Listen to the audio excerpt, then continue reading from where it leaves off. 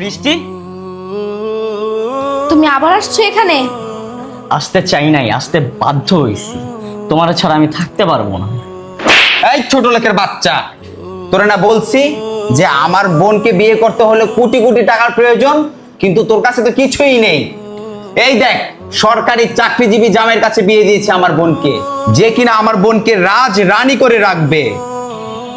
ভাইজান, আমার কাছে টাকা পয়সা নাই, কিন্তু বৃষ্টির জন্য ভালোবাসা আছে। কোন ভালোবাসা?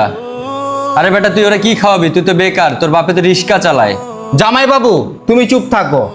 বৃষ্টি যদি তোর সাথে যাইতে চায় তাহলে তুই বৃষ্টিরে নিয়ে যা, কিচ্ছু বলুম না। তুমি তো কথা দিছো আমারে বিয়ে করবা, আমারে ছাইরা যাইবা না।